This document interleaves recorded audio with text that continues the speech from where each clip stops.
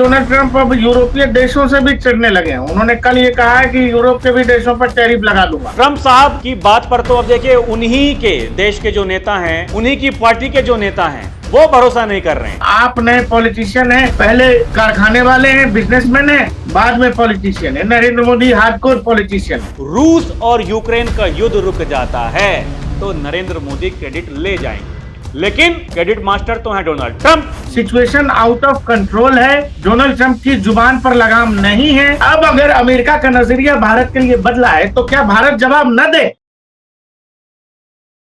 दर्शकों नमस्कार, DNP India देख रहे हैं आप, साथ हूं मैं आपके राहुल चौधरी। दर्शकों बात करेंगे अमेरिका के राष्ट्रपति डोनाल्ड ट्रंप की। डोनाल्ड ट्रंप जो सत्ता में आने से पहले यह कह रहे थे कि जैसे ही हम सत्ता में आएंगे तो तुरंत जहां जहां युद्ध चल रहे हैं उनको रुकवा देंगे। बड़ी बड़ी बातें उनके द्वारा की गई।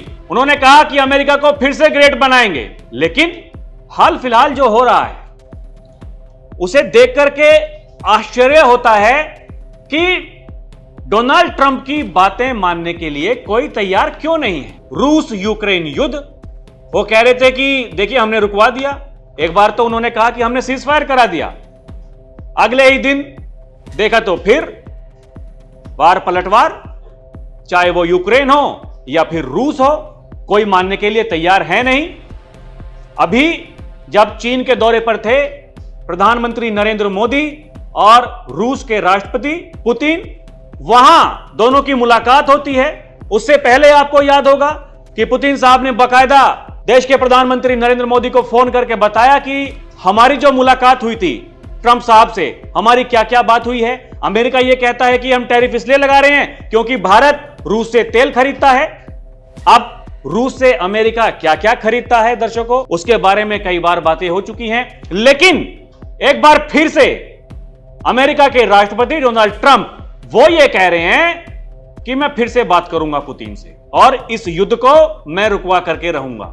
उधर पुतिन मोदी से बात कर रहे हैं, ज़ेलेंस्की मोदी से बात कर रहे हैं, जो यूरोपीय संघ के नेता हैं वो मोदी से बात कर रहे हैं। तो सवाल यह है युद्ध रुकवाएगा कौन? और देश के प्रधानमंत्री नरेंद्र मोदी वो तो कई बार यह कहते हैं यह युद्ध का समय नहीं है, हमें आपस में बातचीत करनी ही होगी, युद्ध कोई समाधान नहीं है। मेरे सहयोगी प्रकाश हैं मेरे साथ। प्रकाश भाई, यह आप कैसे समझ रहे हैं? क्योंकि देखिए ट्रंप साहब की बात पर तो अब देखिए उन्हीं के देश के जो नेता हैं, उन्हीं की पार्टी के जो नेता हैं, वो भरोसा नहीं कर रहे हैं, तो उनकी बात पर तो भरोसा करेगा कौन? दूसरा सवाल यह है कि हमारे जो प्रधानमंत्री हैं नरेंद्र मोदी, हर कोई उनका नाम ले रहा है, क्यों ले रहा है? राहुल जी, विदेश नीति में जब क्या है ना कि बातें कम होती है, काम ज्यादा होता है, और कम शब्दों में बहुत कुछ बोल देना ही विदेश नीति की एक मतलब कई सारी कलाओं में से एक विधा यह है कि आप शब्दों का इस्तेमाल चयन बहुत अच्छा होना चाहिए और कम शब्दों में क्या आप अपनी बात सामने वाले तक पहुंचा देते हैं, दोस्त हो या दुश्मन। डोनाल्ड ट्रंप की दिक्कत यह है कि डोनाल्ड ट्रंप बात बहुत करते हैं और जब बात आप उस पद पर बैठ के इतनी ज्यादा करते हैं तो फिर आपकी वैल्यू घट जाती है। सामान्य आदमी तो ठीक है, सामान्य जीवन में भी ठीक है, लेकिन आप अमेरिका के सुपर पावर के राष्ट्रपति हैं और आपको बकवास करने से फुर्सत नहीं है, तो फिर दुनिया में आपकी क्या हालत है, दुनिया आपको कैसे देख रहा है, आप ये बताओ। ज़ेलेंस्की इतना बड़ा एस्से लिखता है प्रधानमंत्री नरेंद्र मोदी को कि भाई साहब ये हुआ। पुतिन इतने बड़ा मैसेज लिखते हैं, बैठ के गाड़ी में बात करते हैं। इमैनुअल मैक्रोन लिखते हैं प्रधानमंत्री मोदी के बारे में कि यूक्रेन युद्ध इनसे लिखेगा और रुकेगा। अब भारत ने जो वो आप बता रहे थे कि भारत ने ही बता दिया अमेरिका को कि भाई आप हम पर यह आरोप लगा रहे हो कि हम रूसी ऑयल खरीद रहे हैं। खुद अमेरिका रूस से क्या क्या खरीद रहा है हमने वो लिस्टिंग ही कर दी। हमने यूरोप क्या क्या खरीद रहा है ये भी बता दिया।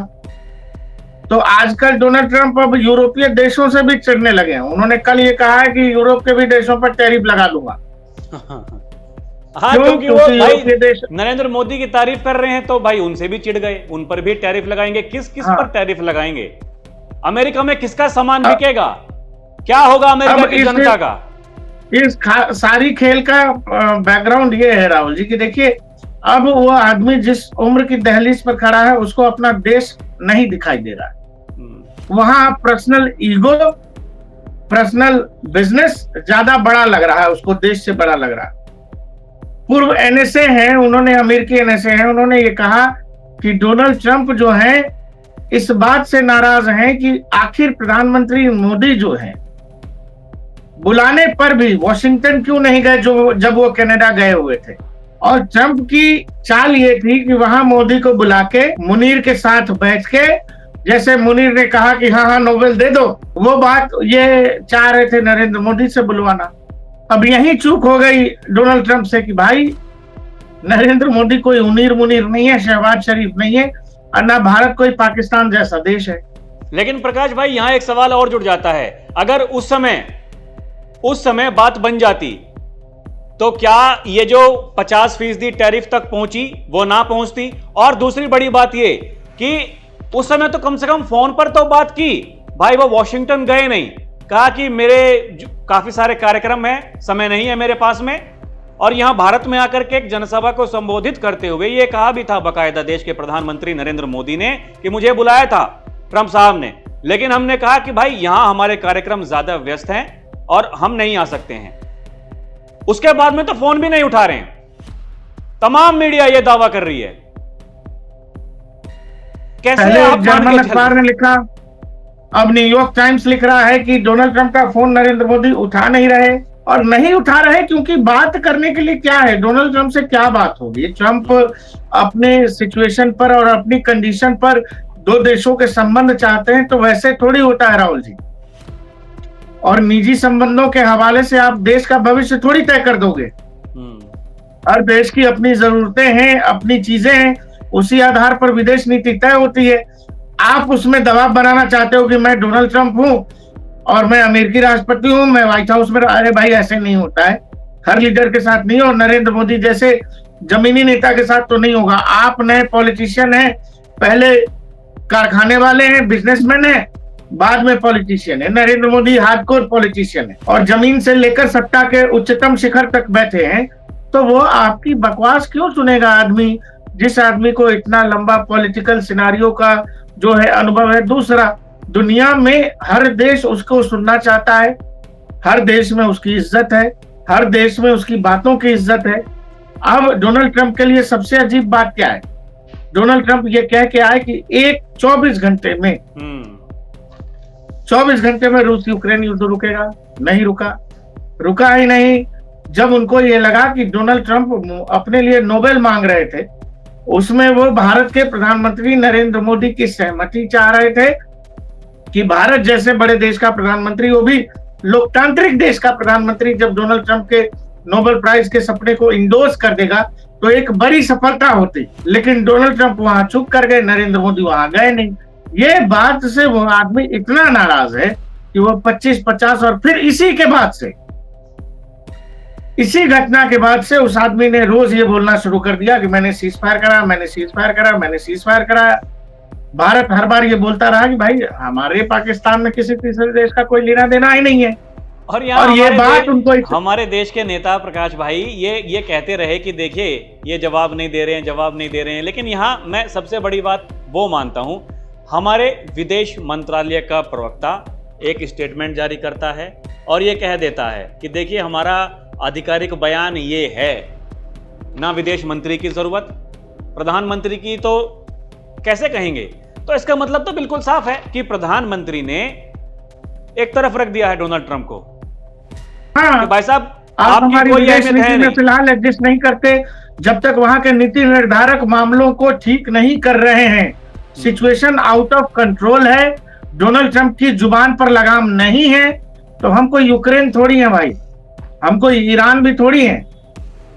तो इसीलिए आपको भारत अमेरिका संबंध चाहिए। हालांकि ये समझ लीजिए आप राहुल जी, वहां के बहुत बड़े बड़े विशेषज्ञ और सामान्य समझ रखने वाले लोग भी ये समझ रहे हैं कि भारत अमेरिकी संबंधों में जो गिरावट आई है और जिस तरह का दरार दिख रहा है, इस दरार को भरने में, कॉन्फिडेंस बिल्ड करने में लंबा समय चला जाएगा। क्योंकि ये कॉन्फिडेंस बिल्डिंग विदेश मंत्रियों के लेवल पर नहीं है, ये सीधे दो राष्ट्राध्यक्षों के बीच की बात है।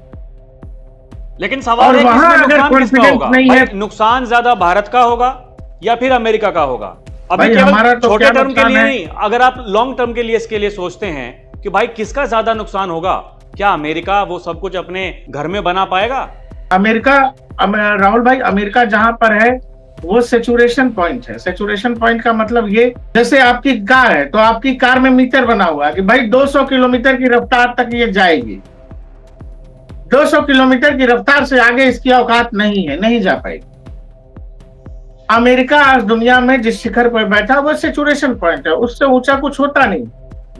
भारत ने चलना शुरू किया है तो हम थोड़े डगमगाएंगे भी तो हमारा तो ऊपर ही तरफ रहेगा कांटा। आप जहां पर हैं वहां से गिरने का खतरा आपके साथ ज्यादा है। आपने अपने लोगों की आदतें खराब कर दी हैं। आपके लोग काम करना नहीं चाहते हैं, आपके लोग ज्यादा लंबे समय तक काम नहीं करना चाहते हैं, आपके लोग कुछ घंटों में लाखों डॉलर, हजारों डॉलर कमाना चाहते हैं। और क्या कोई भी कंपनी इसके लिए, अमेरिकी कंपनी तैयार है? नहीं तैयार है। जिस समय चीन प्रोडक्शन कर रहा था, आप अपने यहां एआई और रोबोटिक्स की बात कर रहे थे, और अब जब दुनिया एआई और रोबोटिक्स और टेक्नोलॉजी पर आ रही है, आप प्रोडक्शन पर आना चाहते हैं, आप लोगों से मजदूरी कराना चाहते हैं, कल कारखानों में लोगों को भेजना चाहते हैं, उनकी आदतें खराब करके। वो क्यों जाएगा भाई? वो ब्लॉगिंग करके, वो इंटरनेट पर सर्फिंग करके अगर कमा ले रहा है तो वो मजदूरी करने क्यों जाएगा? पसीना बहाने के लिए क्यों जाएगा? शरीर को कष्ट देने। शरीर को कष्ट देने की आदत तो आपने डाली नहीं। आपने कहा आप सुपर पावर हैं, आपका नासा रॉकेट भेजता है, आप ये कर रहे हैं, आप टेक्नोलॉजी में दुनिया में सबसे बेहतर है, आपके लोग दिमागी तौर पर सबसे बेहतर हैं। लेकिन क्या आपके दोस्त लोग शारीरिक तौर पर पसीना बहाने में भी मजबूत हैं? मजदूरों में घंटों काम करने के लिए मुफीद हैं? नए कल कारखानों में प्रोडक्शन यूनिट बैठेगी तो मजदूर कहां से लाएंगे? क्या अमेरिका मजदूरी करने को तैयार है? वहां के आम लोग नहीं तैयार है। तो जब नहीं तैयार है तो फिर प्रोडक्शन यूनिट लगेगी कहां, बनेगा कहां? या तो चीन में बनेगा या भारत में बनेगा। आप चाहे जितना छटपटा लीजिए, आपके पास अब 3 ही साल का समय है। उसके बाद में संविधान है उनका कि इसके बाद में कभी राष्ट्रपति बन नहीं सकते हैं। अब जैसे तैसे करके ये 3 साल तो भाई साहब झेलने ही पड़ेंगे। हाँ, लेकिन आप ये 3 साल कर लो। वहां के नीति निर्धारक भी इस बात को समझ रहे हैं कि भारत अमेरिकी संबंधों को जितनी मुश्किल से, मतलब हाल फिलहाल की गवर्नमेंट ने गढ़ा था, आपने वो सब केवल पर्सनल रीजंस की वजह से, केवल पर्सनल ईगो में खराब किया है। इसमें देशों का कोई लेना देना नहीं। और वो वहां के बड़े डिफेंस एक्सपर्ट बोल रहे हैं, पेंटागन के एक्सपर्ट बोल रहे हैं, पेंटागन की खबरों पर रिसर्च करने, पढ़ने लिखने वाले लोग बोल रहे हैं कि अब भारत उस तरह से तो नहीं अमेरिका को देखता है जैसे आज से 6 महीने पहले देख रहा था। अरे ये डोनाल्ड ट्रंप जीते तो हमारे यहाँ लोग खुश हो रहे थे। देखिए, यही बात आज हमारा विपक्ष भी कह रहा है कि 6 महीने पहले जो लोग खुशियां मना रहे थे, अब वो ये कह रहे हैं कि आखिर ये क्या हो गया है। तो एक तो मौका उनको मिला है, हालांकि उनको मौके मिलते हैं प्रकाश भाई, वो अलग बात है कि पूरी दुनिया ये मान रही है कि हाँ नरेंद्र मोदी भाई कुछ तो है उस नेता में, ऐसे थोड़ी हर कोई नाम ले रहा है। अरे राहुल जी, हम लोग तो पहले दिन से कह रहे हैं कि कोई भी दोस्त फिक्स नहीं है, कोई दुश्मन फिक्स नहीं है। विदेश नीति में नहीं होता कोई भी फिक्स। उस समय अगर नरेंद्र मोदी और ट्रंप गले मिल रहे थे, दोनों देश एक दूसरे को साथ बता रहे थे, दोनों देश एक दूसरे का सम्मान कर रहे थे, तो हम वो भी दिखा रहे थे ना। हम बात कर रहे थे कि अमेरिका और भारत मिलकर के दुनिया में एक नई कहानी शुरू करेंगे। लेकिन अब अगर अमेरिका का नजरिया भारत के लिए बदला है तो क्या भारत जवाब न दे? और इसमें भारत की विदेश नीति फेल हो गई, ये कहां से आ गया भाई? भारत की विदेश नीति फेल होती तो अमेरिकी दबाव में यूरोप से लेकर के, फ्रांस से लेकर के तमाम देश होते ना। आज कैसे सबके सब नरेंद्र मोदी और भारत की बात क्यों कह रहे हैं ऐसे में, जब अमेरिका लगातार आपके खिलाफ कुछ ना कुछ बोल रहा है? तो केवल अमेरिका एक ध्रुवीय दुनिया अब नहीं है। दुनिया में भारत की महत्ता कायम है। नरेंद्र मोदी ने एज अ लीडरशिप नई दिल्ली को वहां एस्टेब्लिश कर दिया है जहां हर बड़े मंच पर दिल्ली की बात सुनी जा रही है कि भारत क्या सोच रहा है, भारत का इस मुद्दे पर क्या मानना है। वो सुने जाने के बाद ही दुनिया आगे बढ़ती है। कोई मजाक की बात नहीं है कि हर व्यक्ति जो आपसे मिलकर के आया, यूक्रेन का राष्ट्रपति पुतिन भी मिलकर के आए, तो ऐसी क्या बात थी जो नरेंद्र मोदी को दोनों लेटर लिख रहे हैं? कोई तो ऐसा पेच है जो नरेंद्र मोदी ने फंसा करके रखा हुआ है। यहाँ प्रकाश भाई एक बड़ी बात और भी निकल करके सामने आती है। जिस तरीके से डोनाल्ड ट्रंप ने जो माहौल बनाया और उन्हीं शब्दों का प्रयोग किया हमारे विपक्ष ने कि भाई साहब, ट्रंप ने कहा कि हमने रुकवा दिया भारत पाकिस्तान का युद्ध, तो उन्होंने ही रुकवाया है। बताया जाता है कि 40 से ज्यादा बार कहा है। खुद ये मतलब रिकॉर्ड इसका कांग्रेस पार्टी ज्यादा रखती है कि कितनी बार कहा है, कितनी बार नहीं कहा है। सवाल यहां यह बनता है कि वो दोनों देश जो आपस में लड़ रहे हैं वो नरेंद्र मोदी से बात कर रहे हैं, जो उस युद्ध के प्रभाव में हैं वो देश वो नरेंद्र मोदी से बात कर रहे हैं। अब क्या डोनाल्ड ट्रंप को यह लगता है कि अगर रूस और यूक्रेन का युद्ध रुक जाता है तो नरेंद्र मोदी क्रेडिट ले जाएंगे, लेकिन क्रेडिट मास्टर तो है डोनाल्ड ट्रंप। सवाल ये है क्या? ये तो है बड़ी बात, ये भी बात है, लेकिन आप ये समझो ना, जो चीज होनी है वो तो होकर रहेगी राहुल जी। हाँ। वो कौन रोक सकता है? अगर रूस यूक्रेन का वॉर नरेंद्र मोदी के हाथ में, या नरेंद्र मोदी उसमें एक अहम रोल प्ले कर रहे हैं, इसमें कोई शक शुबा तो है नहीं। वो इसीलिए नहीं है कि आखिर हर व्यक्ति, अगर डोनाल्ड ट्रंप और अमेरिका इतना महत्वपूर्ण है तो उधर बात करने के बाद लोग इधर भी क्या बात कर रहे हैं, इधर भी मैसेजेस क्यों छोड़े जा रहे हैं? तो यानी उस पूरे खेल में एक बड़ा प्लेयर है भारत।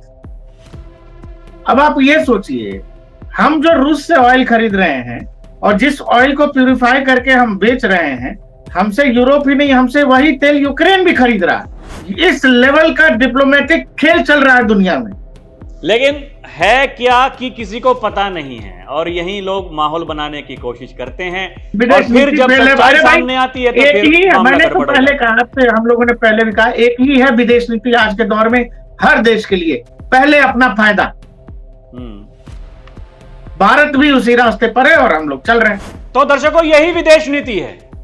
ना कोई परमानेंट दोस्त होता है, ना ही कोई परमानेंट दुश्मन होता है, और इसी को कहते हैं विदेश नीति। लेकिन उस पर लोग सवाल उठाते हैं। सवाल यह है कि पूरी दुनिया यह मानने को तैयार है कि हां, नरेंद्र मोदी ने भारत को कहां से कहां पहुंचाया है, और जो दूसरे देश हैं वो एक आशा के साथ में नरेंद्र मोदी का नाम लेते हैं, ले रहे हैं। लेकिन यहां हमारे देश के नेताओं को वो नहीं दिखाई दे रहा है। और अब दर्शकों, ये क्या अपने आप में बड़ी बात नहीं है? एक शक्तिशाली राष्ट्र का शक्तिशाली नेता, उसका नाम कोई नहीं ले रहा है, लेकिन नरेंद्र मोदी का नाम हर कोई ले रहा है। ऐसा क्यों है? दर्शकों, आपको क्या लगता है? हमें कमेंट करके जरूर बताइएगा। अभी के लिए इतना ही। आप देखते रहें डीएनपी इंडिया, हर खबर भरोसे के साथ। नमस्कार, जय हिंद।